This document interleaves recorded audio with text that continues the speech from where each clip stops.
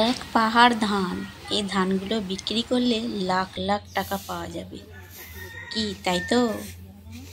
আসসালামু আলাইকুম রহমতুল্লাহি বারাকাতুহু। তোমরা সবাই কেমন আছো? আশা করি ভালো আছো। তো তোমরা সবাই ভালো থেকো, এই দোয়াই আমি সবসময় করি তোমাদের জন্য, আর তোমরাও দোয়া করো আমাদের জন্য। তো তাসমিন ব্লগে চলে এলাম আবারও একটা নতুন ভিডিও নিয়ে। তো চলো স্কিপ না করে একদম দেখতে থাকো। ভিডিওটা দেখলে অনেক কিছুই শিখতে পারবে। তো চলো চলে এলাম আজকে একটা ধানের ভিডিও নিয়ে। তো এই ধানগুলো দেখতে পাচ্ছ, এক পাহাড় ধান, তাই তো? এই দেখো, এই ছেলেটাকে দেখো, সাইকেলটা সবসময় কিন্তু সারাদিন এরকমভাবেই চালায়। একটা চাকায় বসে থাকবে আর একটা চাকা ওপর দিকে তুলে চালাবে। তো চলো চলে আসি। তো এটা হলো আমাদের বিকালবেলায় ধান কাটা হচ্ছে। তো এর আগেও দুদিন আমাদের ধান কাটা হয়েছে। ধান কেটে শুকনো করে ধানটা তোলাও হয়ে গেছে। তো এটা হলো দুদিনের পর ভাবলাম তোমাদের সাথে একটা ব্লগ শেয়ার করাই যায় ধানের। তো সেই জন্যই আমি আবার ব্লগটা চালু করলাম। তো দেখো, আমাদের দুদিনকার ধান এসে গেছে। এবার এটা হলো শেষ। এই যে ধানগুলো দেখছো, এক পাহাড় ধান হয়ে আছে, তাই না? মানুষ যখন এক পাহাড় ধান দেখে তখন বলে কত টাকাই হবে বিক্রি করলে, লাখ লাখ টাকা হবে। কম টাকার ধান বিক্রি করলো, অনেক টাকার ধান বিক্রি করলো, মানুষের মনে এই কথাটাই থাকে সব সময়, তাই তো? যে এই যে সোনার ফসলটা কিভাবে এই বাড়িতে এলো, বাড়ির একদম লাচের গোড়ায় চলে এলো। ধানটা তো আর এমনি এমনি চলে এলো না। তাহলে যারা বলো তাদের জন্য এই ভিডিওটা স্পেশাল। তো দেখো, এই যে এক পাহাড় ধানটা দেখতে খুব সুন্দর লাগছে, তাই না? এই এক পাহাড় ধানটাকে না একটু একটু করে করতে অনেকটাই সময় লেগেছে। এই যে 2-3 মাস কন্টিনিউ যে জমিতে পানি ধরানো, তারপরে সার দেওয়া, ওষুধ দেওয়া, তার পরিপাটি করা, কিসেন লাগানো, এই যে মেহনতটা করেছে, পায়ের জুতো ছিঁড়ে গেছে। সেই সময় কিন্তু কেউ দেখিনি যে এই ধানটা আজকে কি করে এলো, এক পাহাড় ধান কি করে হলো। রাতে বলো দিনে বলো, সব সময় কিন্তু মাঠে গিয়ে এই ধানটার পরিপাটি করা, তাকে যত্ন করা, সময়ে খাদ্য দেওয়া, সময়ে পানি দেওয়া, এই যে এত মেহনত করে এই চাষিরা, তো এটা অন্য মানুষরা বুঝবে না আর বুঝতেও চাইবে না। তো দেখো, এই যে ধানটা আজকে আমাদের বাড়ির সামনে এসেছে, প্রচুর মেহনতের পর কিন্তু এসেছে।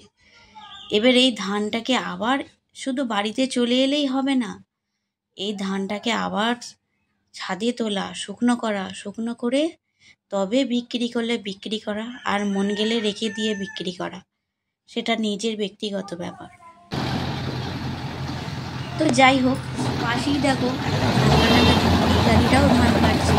তো এখানে ধান কাটা গাড়িটা একটু চেক করে নিচ্ছে যে গাড়িটা ঠিকঠাক চলছে কিনা, সব কিছু যা যাবতীয় তেল মোবিল গ্রিস লাগিয়ে গাড়িটা ছেড়ে দিল আবার ধান কাটার জন্য। এই গাড়িটা এই বাঁশতলাতেই ছিল, তো ধান কাটছে। তো আমাদের মূলত এই গাড়িটায় ধান কাটা হয়নি, অন্য গাড়িতেই কাটা হয়েছে। তো এটা আবার যাদের বাকি আছে এখনো পর্যন্ত ধান কাটা, তারা কাটবে। আর এদিকে দেখো, আমাদের রাস্তা হচ্ছে, সেই জন্য রাস্তার কাজও চালু আছে, আর এদিকে আমাদের ধান তোলা হচ্ছে। তো একদিন একদিন করে না আজকে প্রায় 7 দিন হয়ে গেল এই ধান নিয়ে শুকানো, নাড়াচাড়া করা, তোলা, এই নিয়েই ব্যস্ত আছি। তো দেখো, আমাদের কিসেন করা হয়েছে, কিসেনেও কাজ করছে, আবার কিসেনে যেদিন না আসছে সেই দিন আমরা দুজনেই করি। তো এইভাবেই দিন কেটে যাচ্ছে। একটা চাষি বাড়িতে কতটা খাটনি, তোমরা যারা চাষি বাড়ির বউ তারা তো অবশ্যই জানবে, আর যারা চাষি বাড়ির বউ নয় তারা অতটা বুঝতে পারবে না। তারা শুধু সংসারের কাজেই ব্যস্ত, সংসারের কাজ নেই, তারা আলা হয়ে যায়। তো যাই হোক, তোমাদের বলি, যাদের শুধু গ্যাসে রান্না খাওয়া, বাসন ধোয়া, কাপড় কাচা, ঘর মোছা, যাদের এইসব আছে কাজ, তোমরা এই নিয়ে হাঁপিয়ে যেও না আপুরা, তোমাদের সবাইকেই বলছি। তো একটা চাষি বাড়ির কিন্তু প্রচুর খাটনি থাকে, আর সেই তুলনায় তোমাদের কিছুই খাটনি থাকে না। তোমাদের যে এই কাজগুলো থাকে একটা চাষি বাড়িতেও কিন্তু একই কাজ থাকে, তার ফাঁকেও আবার এত কাজ করতে হয়। তো দেখো, তাই বলি আপুরা, যার যেমন আছে তাতেই খুশি থাকো, তাহলে কি হয়, নিজের নিজের সংসারটা একটু শান্তিময় হয়। সেই জন্যই তোমাদের সাথে এটা আমি আজকে শেয়ার করলাম। তো হয়তো কারো ভালোও লাগতে পারে, হয়তো কারো খারাপও লাগতে পারে। তো তার জন্য কোনো ম্যাটার করে না। যারা ভালোভাবে নেবে তারা একটা কিছু শিখতে পারবে, আর যারা ভালোভাবে নেবে না তাদের তো আর কিছু বলার নেই। তো দেখো, সবাই কাজ করে পেটের জন্যই। তো এই যে আমাদের কাজে লেগেছে, তারাও পেটের জন্য কাজ করছে। সবাই একে অপরে কাজ করে দুটো পেট চালাবার জন্যই, তাই না? তো দেখো কতটা কষ্ট। এই যে আমাদের কিষেনগুলো না সিঁড়ি দিয়ে উঠে মড়াইয়ে ধান রাখতে পারছে না। মড়াই বা ডোল, তোমরা যে যেখানে যাই বলো না কেন, ওখানে ধানগুলো শুকনো করে একদম ভরে দেওয়া হচ্ছে, পরবর্তীতে বিক্রি করা হবে। তো এই সময়টায় না ধান ওঠে অনেক সবাইকারই, সেই জন্য দামটা ঠিক মতো থাকে না। সেই জন্যই ধানটাকে এত কষ্ট করে মেহনত করে ওই ডোলে স্টোর করে রাখতে হয়। তো আবার নেক্সট 2-3 মাস পর আবার বিক্রি করা হবে। তো দেখো, এরা কাজ সবই করছে, কিন্তু ওই মই বেয়ে উঠতে পারছে না। সেই জন্য তাসমিনের পাপা যত ধান ওই মই বেয়ে উঠে ডোলে ভর্তি করছে। তো একে একে একদিন করে অনেক দিনই পেরিয়ে গেল। তো দেখো, আজকে আর কিষেনগুলো কিন্তু আসেনি। তারা বললো আজকে আর আসতে পারবো না। সেই জন্য দেখো ধান নাড়া চালু করে দিয়েছি। এত ধান পুরো ছাদটাই দেখেছো চাড়াতে হচ্ছে, ধান দিতে হচ্ছে। অবশিষ্ট দেখো জড়ো করাও হয়ে গেছে, রোদ খাইয়ে একদম জড়ো করা হয়ে গেছে। জড়ো করা হয়ে বস্তায় ভরা হয়ে গেছে। এবার মাথায় করে নিয়ে গিয়ে ডোলে ভরে দেবে।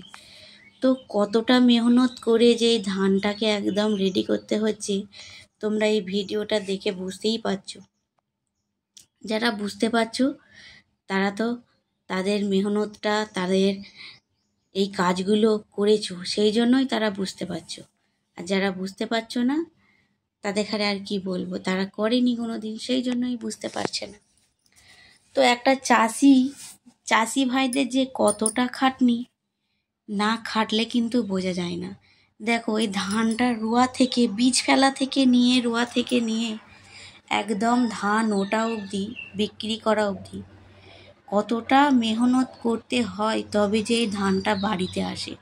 আবার এখন ঝড় পানির দিন, যদি একবার বৃষ্টি হয়ে যায়, ধান ভিজে যায়, তাহলে তো আবার ডবল খাটনি বেড়ে গেল।